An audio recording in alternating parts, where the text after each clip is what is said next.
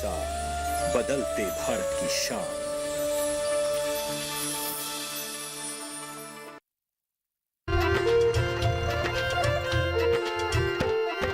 फसल बीमा से अब सुरक्षित आत्मनिर्भर बन जाए किसान। माटी से है उठी पुकार, अब तकदीरें बदलेंगी। रुकेंगे न हौसले कल के अविश्वास से, अब तय किया है हमने।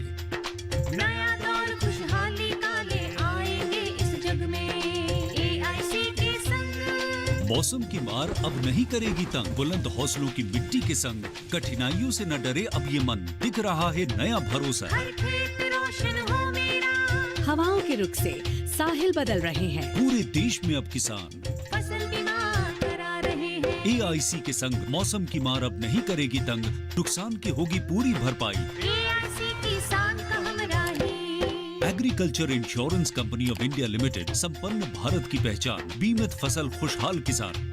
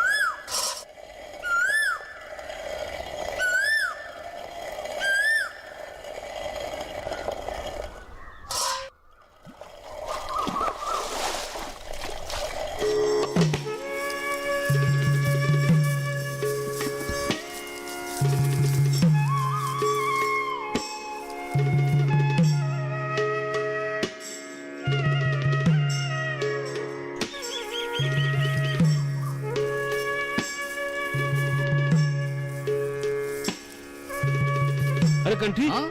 रुको रुको, खेत से आ रहे हो क्या? हाँ, खेत से ही आ रहा हूँ। धूप तेज होने से दिक्कत होता है, इसलिए जल्दी जाकर काम निपटा कर जल्दी वापस आता हूँ। तुम्हें देखकर ऐसा तो नहीं लग रहा है कि तुम खेत से आए हो। तुमने बिल्कुल सही अनुमान किया। आजकल मेरा बेटा खेत में जाता है और वो मुझे खेत में जाने नहीं देता है। मेरा बेटा तो गांव छोड़कर शहर चला गया, इसीलिए खेत का काम मुझे ही संभालना पड़ रहा है। अरे तुम ऐसा मत कहो, तुम्हारा बेटा पढ़ाई लिखाई में बहुत तेज है। गांव में कोई सुविधा है ही नहीं उसके लिए, इसलिए वो शहर चला गया। हाँ, ये बात भी ठीक है। गांव में अगर खास सुविधाएं ना हो, बिजली ना रहे, रास्ता घाट ठीक ना हो, तो गांव में रहकर करेगा क्या? वही तो, इसलिए तो गांव के लोग सब शहर चले गए। इसमें गांव वासियों का कोई दोष नहीं है। हाँ, हमें गांव में भी ऐसी सुविधाएं करनी चाहिए, तब तो गांव के लड़के को अच्छे कामों के लिए शहर में जाना नहीं पड़ेगा। हाँ, बल्कि शहर के लोग सुविधापूर्ण प्रदूषण मुक्त वातावरण के लिए गांव में रहने आएंगे। हाँ, तुमने बिल्कुल सही कहा है। अरे सुबह सुबह दोनों जन एक साथ, क्या बात है? अरे अपने गांव के बारे में बात कर रहे हैं। गांव की बात? कौन सी बात?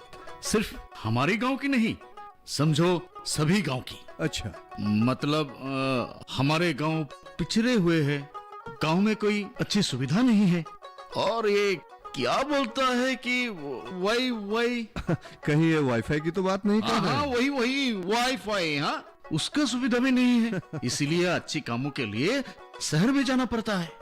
मान लो जैसे हमारे गांव में कुछ है ही नहीं। अरे चाचा जी, हमेशा आप ये नहीं है का रट क्यों लगाते रहते हैं? ये कहिए कि नहीं था। हाँ, अब कुछ दिनों बाद हमारे गांव में ऐसा दिन आने वाला है जहां गांव वाले को ये कहना पड़ेगा कि ऐसा एक समय था जिस समय हमारा पास ये नहीं था, लेकिन आज है। क्या मतलब? मतलब ये कि सब कुछ आ रहे हैं, बहुत जल्द ही आ रहे हैं। हमारा ये गांव जो है ना, बहुत जल्द एक आदर्श गांव बनने जा रहे हैं। है? इसके विषय में सरकार और सांसद जी निर्णय ले चुके हैं। बहुत जल्द काम भी शुरू होने वाले हैं और खत्म भी होने वाले हैं। देखिएगा, हमारे गांव में सारी अत्याधुनिक सुविधाएं उपलब्ध होंगी। बस हमें आगे चल के, आगे बढ़ के इसमें शामिल होना है? उसके बाद देखिएगा खुशियां ही खुशियां, है ना? अरे ये तो बड़ी अच्छी बात है। सारी बातें ठीक तरह से समझाओ ना। अरे ऐसे कैसे कह दें? खुशी की बात है, आपके घर आएंगे, भाभी जी के हाथों बनी हुई चाय पियेंगे, उस दौरान बताएंगे सारी बातें। हाँ ठीक है, वहीं पर कहना। हाँ, मैं भी खेत से आ रहा हूँ, बहुत गंदा हो रखा हूँ। हाँ ठीक है। ठीक है। दरअसल मुझे तुम्हारी बातें सुनकर इतना अच्छा लगा कि सब कुछ भूल गया। तुमसे सब कुछ सुनने के लिए उतावले हो रहे हैं, क्यों कंठी? हाँ, अब तुम जल्दी मेरे घर आना। इतनी अच्छी बात कहने के लिए है तो सुनने में देर क्यों? हाँ ठीक है, मैं शाम को आऊंगा। और चाचा, आप भी वही आ जाना। हाँ, मैं भी रहूंगा। लेकिन एक बात है, मैं तो पूरे गांव घूम के आ रहा हूँ। ये बातें तो मुझे किसी ने बताया नहीं। अरे चाचा जी, किसी को पता भी नहीं होगा इस बारे में। ये बिल्कुल ही एक ताजा खबर है। ये हमारे जो गांव पंचायत का अध्यक्ष है भद्रेश्वर चाचा, उन्होंने मुझे बताया ये बात। सिर्फ उनको और मुझे इस बात की पता। अच्छा। और भद्रेश्वर चाचा मुझे बुलाकर ये बताया कि तुम कागज वगैरह पढ़कर इस आदर्श गांव के बारे में जितने भी जानकारी ले सकते हो ले लो, काम आएगा। हाँ, तुम ये सब कामों में लगे रहते हो ना, और तुम्हारा दिमाग भी तेज है, इसीलिए शायद तुम्हें कहा होगा। मेरे दिमाग में ये है या गोबर है, वो मैं भी नहीं जानता। अरे प्रणब, गोबर भी है तो भी ठीक है। क्यों? गोबर भी तू एक अच्छी खाद है। बिल्कुल किसानों वाली बात कही है। तो फिर मैं स्कूल से आता हूँ, आप लोगों से बात जाओ जाओ जाओ। जल्दी आना। चलता हूँ। तुमने कहे थे आदर्श गांव के बारे में, पहले भी हमने ये बातें सुन चुके थे, लेकिन उसके बाद यहाँ आदर्श गांव नहीं दिखे। देखिए, कुछ साल पहले की बात है, तब सरकार अलग थी। उस सरकार ने एक योजना के बारे में सोचा, आदर्श प्रधानमंत्री आदर्श ग्राम योजना, जिसको बाद में ये ग्राम विकास योजना के नाम से शुरू किया गया। ये तो काफी साल पहले की बात है। हाँ, ये 2009-10 की बात है। तब की सरकार ने संसद में जब बजट दाखिल किया था, उस समय ये बात चली थी। तो ये उसके बाद ये हुआ कि राजस्थान में श्री गंगाधर नाम का एक जिला है, जहां 18 गांव को चुना गया था आदर्श गांव का रूप देने के लिए।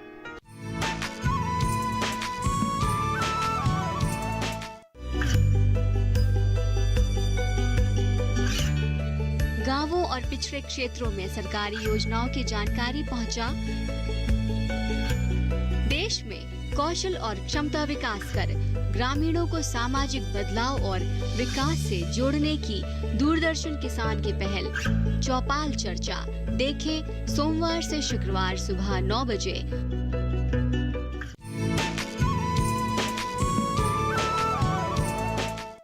यह है कि 1000 गांव को लिया गया था ऐसे ही आदर्श गांव का रूप देने के लिए। पर उस समय हमारे गांव के नाम इस काम के लिए लिया नहीं गया। जी चाचा जी, जरूर नहीं लिया गया था, क्योंकि हर गांव को यह योग्यता प्राप्त नहीं होती आदर्श गांव के लिए ये चुने जाने के लिए। ठीक है, उसके लिए क्या होता है, एक गांव की जो ये अनुसूचित जाति है उसका प्रतिशत 50 से ज्यादा होना चाहिए, तभी जाकर योग्यता प्राप्त होती है उस गांव को। अच्छा, कितने गांव को इस योजना के अंतर्गत लिया गया है?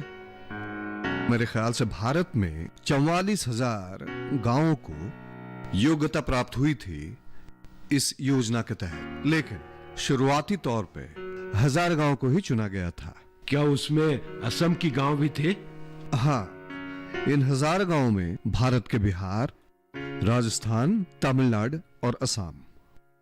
और शुरुआती दिनों में सरकार ने इस योजना के लिए 56 करोड़ रुपए का अनुमोदन दिया था और हर एक चुने हुए गांव को हर साल 10 लाख रुपए करके मिले करते थे और ये राशि 2011 के सितंबर से 20 लाख रुपए कर दी गई थी। उसके बाद क्या हुआ?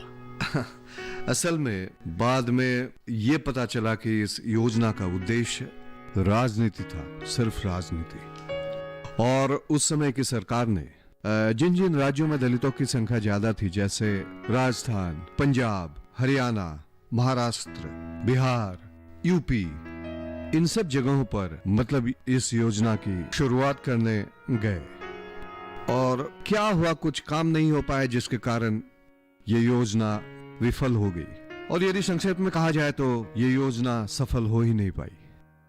ये तो समझ में आ गया, लेकिन अब क्या होगा? तुम तो कह रहे थे कि हमारा गांव एक आदर्श गांव होगा।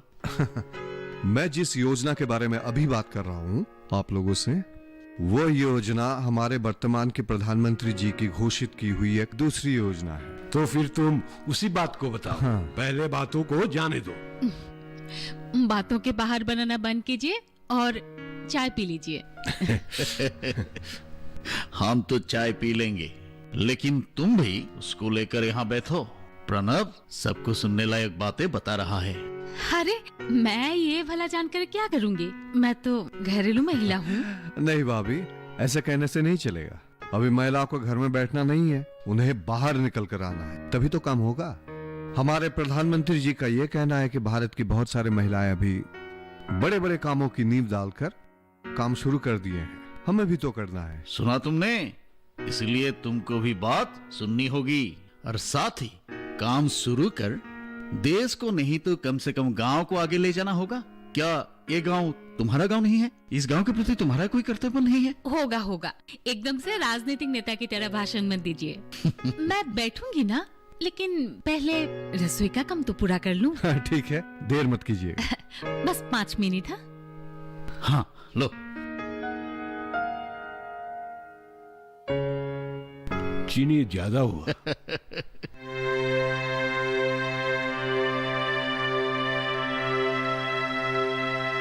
बैठो। अब हमें केंद्रीय सरकार के आदर्श गांव के बारे में बताओ।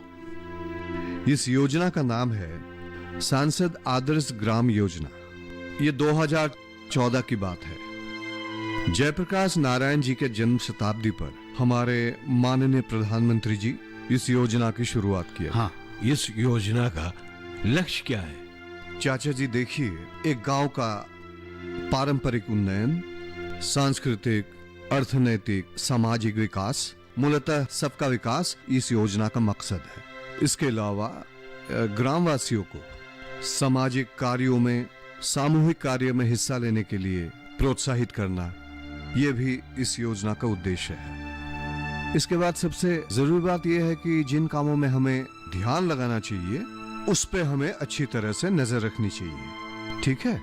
और इस योजना का लक्ष्य ये है ग्रामीण सर्वांगीण विकास, और हमारे हिस्सेदारी के बिना ये योजना तो असफल ही है। बात तो सुनने में बड़ी अच्छी लग रही है।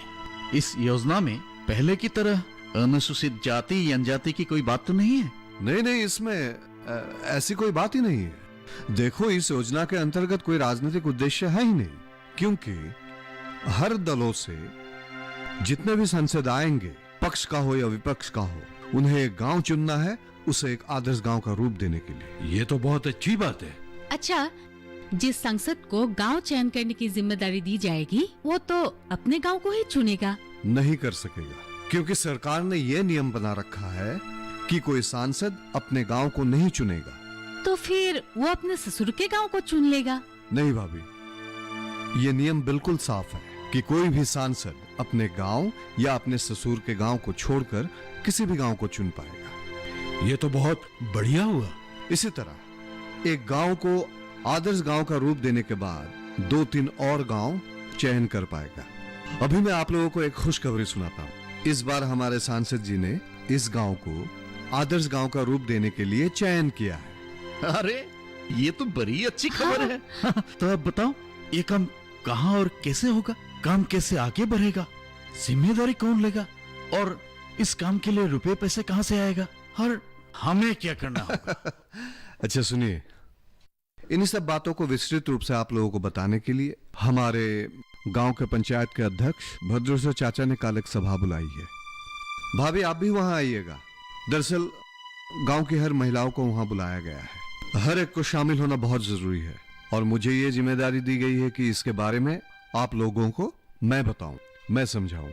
इसलिए मैं भी थोड़े बहुत कागज पत्र पढ़कर तैयार हो रहा हूं कल के सभा के लिए। होगा, कल के सभा में हम सब समझ लेंगे और अगर कुछ समझ में नहीं आया तो तुमसे पूछ लेंगे, क्योंकि तुम तो हो ही। जरूर चाचा जी, जरूर। आज शाम को मीटिंग में किस बात पर चर्चा होगी? प्रणव हमारा घर आया था, कुछ बातचीत भी कर रहा था, लेकिन मैंने इतना ध्यान नहीं दिया, इसीलिए सोचा कि तुम्हारे पास आके ही पूछ लूं क्या बात चल रही है। मुझे जितना पता है वो लोग हमारे गांव को आदर्श गांव बनाने के लिए हम महिलाओं को भी उस कार्य में शामिल करना चाहते हैं। ये तो बहुत अच्छी बात है, क्योंकि संसार में आधी जनसंख्याएं महिलाओं की तो है। हाँ, और हम महिलाओं को अगर दूर रखेंगे तो समाज आगे कैसे बढ़ेगा? प्रणव ने मुझे बताया था कि सारा नाम का एक गांव है जहां के मुखिया व सरपंच एक महिला है। वो इतनी ज्यादा पढ़ी लिखी भी नहीं है, लेकिन उसने अपने साथ और कुछ महिलाओं को लेकर उस गांव की अकल्पनीय तरह से उन्नति की है, जैसे कि हर घर में शौचालय की व्यवस्था, स्कूल, कॉलेज, बाजार, पक्की सड़कें इत्यादि। तो हम भी तो ये सब कर सकते हैं। हाँ। हमने क्या कमी है? आप लोग एक बात पर गौर कीजिए, पृथ्वी में जिस भी सभ्यता का विकास हुआ है वो सब महिलाओं को महत्व देने के लिए विकास हुआ है। जहाँ महिलाओं को महत्व नहीं दिया गया है वहाँ विकास ही नहीं हुआ है। हाँ हाँ, अब समझिए। हाँ, मुझे भी बात समझ में आ गई। मैंने सोचा है कि मीटिंग में पहले हम लोग कुछ नहीं कहेंगे, हम कुछ नहीं जानते ऐसा दिखाकर पहले उन लोगों को कहने देंगे। वो हमसे क्या चाहते हैं पहले वो जान लेंगे। हाँ, यही सही रहेगा। हम उनसे बातचीत करके तय करेंगे कि क्या, कैसे, कब करना है। क्या कहती हो पुतली? क्यों, आज सब एक साथ क्या बात चल रही है? आप आगे, हम आज शाम को होने वाली मीटिंग के बारे में ही चर्चा कर रहे थे। हाँ हाँ, वो एक महत्वपूर्ण मीटिंग है। हमें हमारे गांव के औरतों को जगाकर गांव को उन्नत करना होगा। हम लोग पहले से ही जगे हुए हैं, बस आप लोग देख नहीं पाए। सच में क्या? ठीक है, इस बार देख लेंगे।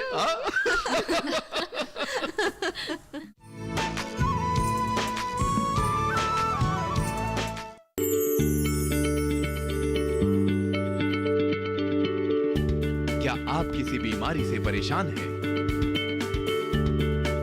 चाहते हैं डॉक्टर की सलाह?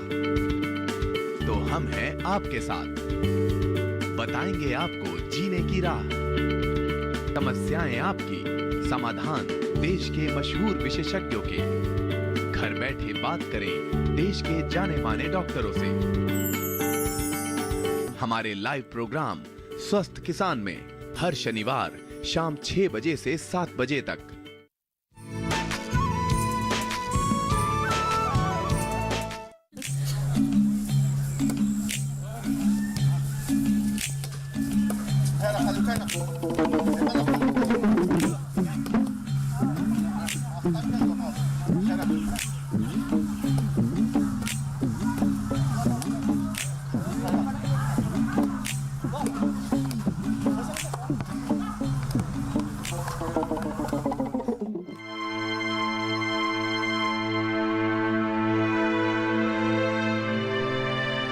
नमस्कार प्रिय गांव वासियों, अब तक आप लोग जान चुके होंगे कि हमारे गांव को एक आदर्श गांव का रूप देने के लिए चुना गया है और इसी सिलसिले में कुछ बातें मैं आप लोगों से कहना चाहता हूं। देखिए, हमें अपने गांव को एक आदर्श गांव बनाने के लिए, इसको एक आदर्श गांव के रूप में विकास करने के लिए आगे बढ़ना है। सरकार ने हमारे गांव के लिए बहुत सारी योजनाएं प्रचलित कर दिए होंगे, इसके लिए पूंजी भी सरकार ने दी है और इन्हीं योजनाओं के समन्वय से हमें आगे बढ़ना है। सरकार हमें आगे जाकर और भी मदद करेगी, लेकिन फिलहाल जो भी योजनाएं सरकार ने हमारे गांव के लिए प्रचलित की है, उसके लिए जो पूंजी आवंटन की है, उसे हमें सही तरीके से इस्तेमाल करना है। अतिरिक्त पूंजी के लिए सरकार ने अभी कुछ नहीं कहा है। तुम योजनाओं के बारे में इन्हें बताओ ना।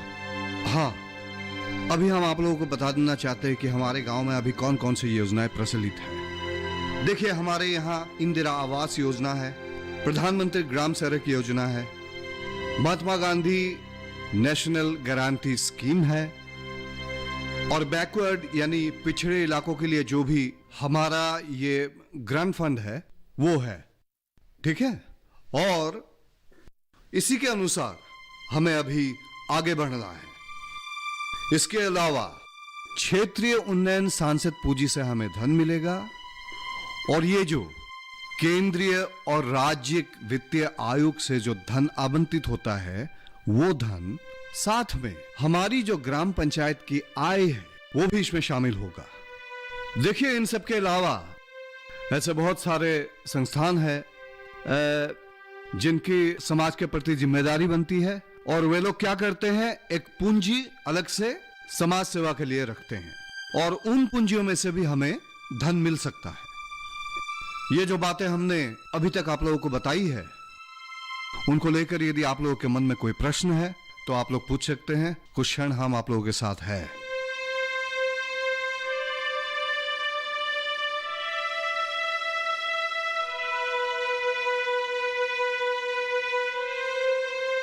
अंत में मैं आप लोगों से कुछ कहना चाहता हूं। सरकार कुछ भी क्यों ना करे, हम लोगों को पूरे दिल से इसमें सहयोग करना होगा, तभी हमारे गांव को हम लोग आदर्श गांव बना पाएंगे। इसीलिए मैं आप लोग से आग्रह करता हूं कि आप लोग निष्ठापूर्वक, उत्साहपूर्वक इसमें भाग ले। तो ठीक है, मैं आज की सभा यहीं पर समाप्त करने की घोषणा करता हूं।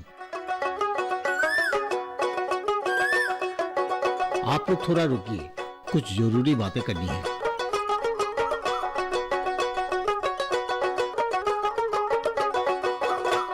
अच्छा, तो हम लोग चले? चलिए। चाचा जी, मैं थोड़ा घर होके आता हूँ। ठीक है, ऑफिस में ही मिलेंगे। हाँ जाओ। वही मिलते हैं। ठीक है, आइए, चलिए ऑफिस में बात करते हैं।